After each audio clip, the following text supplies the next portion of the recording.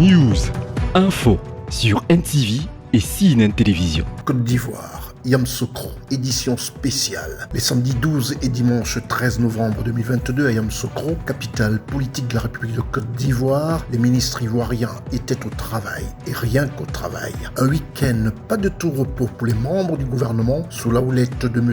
Patrick Hachi, Premier ministre, chef du gouvernement ivoirien. Un séminaire gouvernemental qui avait pour base le bilan 2022 et les perspectives 2023.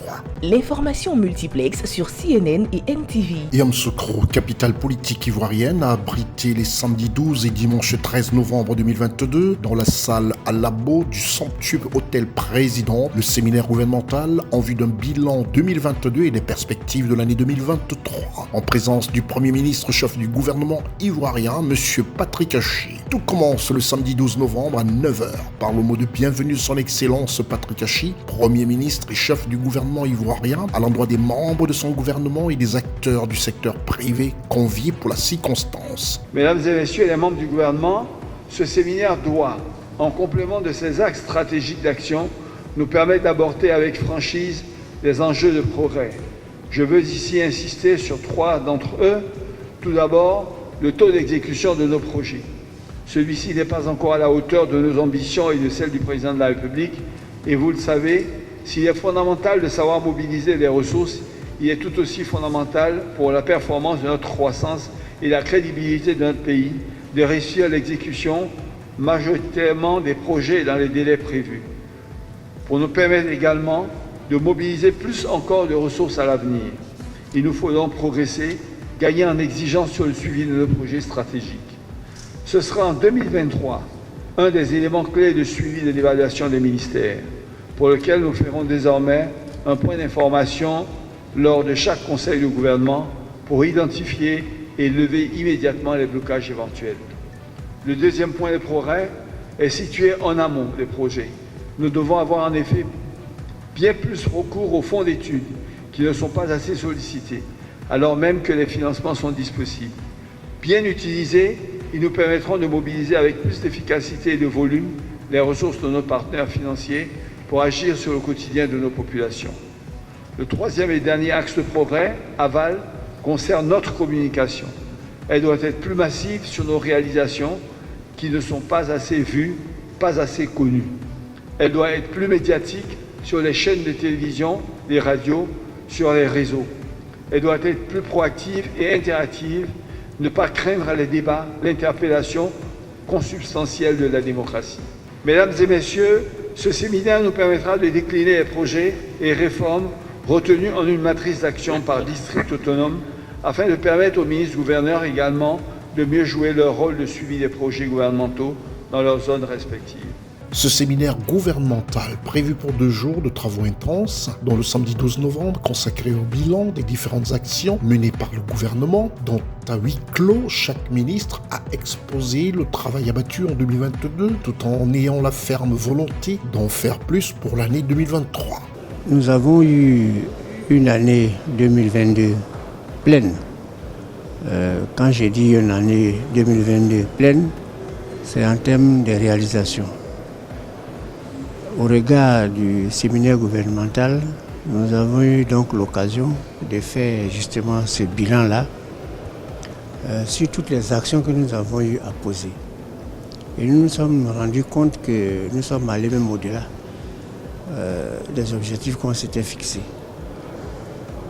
Ces objectifs-là étaient essentiellement axés sur les 2 grands volets au niveau donc la mission confiée au ministère de l'Intérieur et de la Sécurité.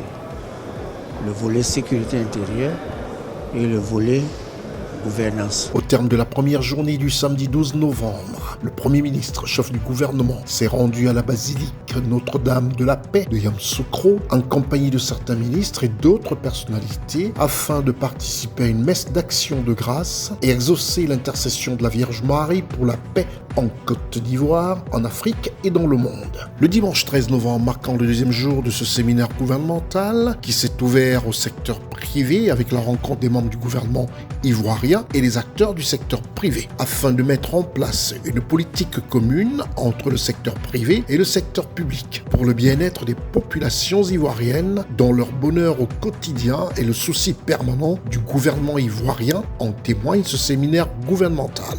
Je pense que c'est peut-être plus d'ailleurs le séminaire gouvernemental que le gouvernement est au travail, que beaucoup d'actions sont exécutées pour le bien-être des populations, mais que le gouvernement est également aussi à l'écoute du secteur privé, voir comment est-ce qu'on peut créer davantage d'opportunités pour faire en sorte que notre secteur privé progresse, qu'il croisse et qu'il puisse créer davantage d'emplois. Le statut du corps diplomatique qui améliore considérablement les conditions de vie et de travail des diplomates ivoiriens. Et c'est quelque chose qui était attendu depuis près de 10 ans et qui vient d'être réalisé. Donc aujourd'hui, les diplomates sont galvanisés, sont aujourd'hui prêts à faire davantage en 2023. Comment faire en sorte que les règles d'urbanisme soient respectées partout sur le territoire national, pas seulement à Abidjan, mais également dans nos villes principales, dans nos villes secondaires, etc. C'est faire en sorte que les règles en matière de construction soient respectées. Et puis le quatrième grand pan, c'est celui du logement, qui est un réel défi, mais en même temps une opportunité pour le monde des affaires en Côte d'Ivoire. Un défi pour l'État parce qu'il s'agit de résorber un déficit de l'ordre de 600 000 logements. Dans les échanges, on a présenté des éléments clés qui sont fondamentaux dans le développement de notre économie, dans la vision 2030 du président, notamment les championnats nationaux. Voyez-vous, nos PME doivent participer au développement de notre pays et il faut qu'ils aient une part belle. Et nous, en tant que CPU-PME, on est disposé à accompagner ce dispositif. En ce deuxième jour des travaux ouverts au secteur privé ivoirien, dont les membres ont exposé toutes leurs préoccupations ouvertes à la discussion et prises en considération par l'équipe gouvernementale, avec une réponse favorable à leur attente par le Premier ministre Patrick Hachi, chef du gouvernement. Cette journée de clôture du séminaire gouvernemental de Yamoussoukro s'est clôturée par un discours récapitulatif du ministre porte-parole du gouvernement, M. Amadou Koulibaly, qui a notifié l'ensemble des décisions prises par le gouvernement au niveau de la santé, la sécurité, l'habitat, la construction des infrastructures routières, infrastructures sportives, en vue de la prochaine Coupe d'Afrique des Nations, la CAN, organisée par la Côte d'Ivoire, sans manquer de mentionner qu'aucun domaine n'a été omis par le gouvernement, qui se félicite du bilan 2022, tout en promettant de faire encore mieux en 2023. Conformément aux instructions du président de la République, cette rencontre gouvernementale a pour objectif d'accélérer la mise en œuvre des projets et réformes en disposant dès le mois de décembre 2022 d'un programme d'activité structuré et cohérent sur la base du bilan 2022 et des priorités 2023 de chaque ministère. Il a fait remarquer que ce séminaire doit permettre également, en complément de l'examen des axes stratégiques de l'action gouvernementale, d'aborder certains points d'attention, notamment l'amélioration des taux d'exécution des projets, le recours plus fréquent aux fonds d'études et le renforcement de la communication gouvernementale. Il a souligné qu'au terme du séminaire gouvernemental et des travaux d'approfondissement qui s'en suivront, chaque ministre recevra du Premier ministre une feuille de route indiquant les réformes et activités prioritaires pour 2023, les livrables attendus et le cadre de suivi et évaluation tout au long de l'année. Le Premier ministre a insisté sur la nécessité d'accélérer le travail gouvernemental afin de faire des progrès vers les objectifs de la vision 2030, notamment doubler à nouveau le PIB par habitant, ramener la pauvreté en deçà de 20%, porter l'espérance de vie à 67 ans. Le Premier ministre a invité les membres du gouvernement à intégrer les concepts de finances vertes pour développer une expertise nationale en la matière en vue de la mobilisation des financements nécessaires à la mise en œuvre satisfaisante de l'initiative d'Abidjan, adoptée lors de la COP 15 et de façon générale pour une réponse plus efficace aux problématiques liées au changement climatique. Pour terminer, le Premier ministre a indiqué que la recherche d'efficacité et de résultats concrets doit être le leitmotiv de l'action gouvernementale avec pour credo rigueur, efficacité, visibilité. Le représentant du secteur privé ivoirien a tenu lui aussi à remercier l'ensemble des membres du gouvernement, le Premier ministre chef du gouvernement M. Patrick Hachi et son Excellence le Président de la République Alassane Ouattara, chef de l'État de Côte d'Ivoire, dont ce séminaire gouvernemental obéit à sa vision, tout en conviant chacun à baliser cette action gouvernementale afin de répondre aux attentes des populations ivoiriennes.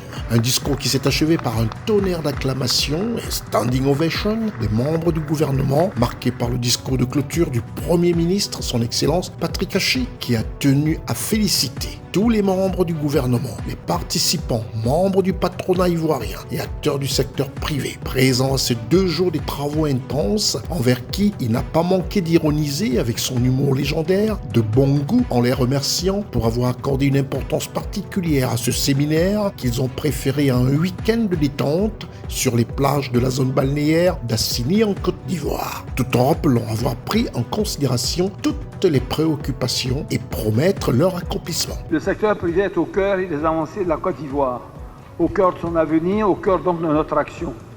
Je suis donc extrêmement heureux de vous accueillir à nouveau parmi nous, chers membres du secteur privé, lors de cette 2e journée du séminaire gouvernemental consacré au bilan de l'année 2022 et au plan d'action 2023. Et je vous remercie d'avoir bien voulu sacrifier un week-end de vie en famille pour nous permettre de tenir ces débats si précieux. Au terme de ces 2 jours de travail approfondi et de débats fructueux, je veux, en clôture de notre séminaire, remercier chacune et chacun des membres du gouvernement et les féliciter tout particulièrement pour la concision de leur présentation, la qualité de celle-ci, la qualité de nos échanges et la pertinence des actions prévues pour l'année 2023. Nos équipes de CNN et de NTV ont recueilli quelques impressions des membres du gouvernement. Pour ce qui nous concerne au titre du ministère du Commerce, de l'Industrie et de la Promotion des PME, nous travaillerons à dérouler l'année prochaine 27 projets et investissements et mettre en œuvre également 7 réformes pour un coût global de l'ordre de 191 milliards de francs CFA financés par l'État, le secteur privé et les partenaires techniques et financiers, à l'effet de pouvoir densifier le tissu industriel de la Côte d'Ivoire au niveau de l'agro-industrie, au niveau de la plasturgie. Tout ça, ce sont des projets structurants sur lesquels nous travaillons et dont nous devons accélérer la cadence, comme suite aux instructions de M. le Premier ministre, pour qu'on continue dans ces secteurs-là de créer des emplois et de la valeur ajoutée pour notre pays. En gros, on dira que le point 1 qui a retenu l'attention du Premier ministre, c'était l'intensification des programmes sociaux, faire en sorte que la grande attente des populations ait une réponse favorable grâce à toutes ces actions qui seront mises en place en synergie avec les autres ministères qui ont en charge le volet social. Le premier acquis que nous pouvons donc dire par rapport donc à ce séminaire, c'est déjà le dialogue vraiment direct qui a prévalu aujourd'hui. Nous nous sommes parlé franchement. Nous avons bien sûr donc rapporté nos préoccupations à l'État de Côte d'Ivoire qui les a bien consignées. Et je crois d'ailleurs que la lecture du communiqué final qui a sanctionné ce séminaire-là a été assez fidèle et en dit long.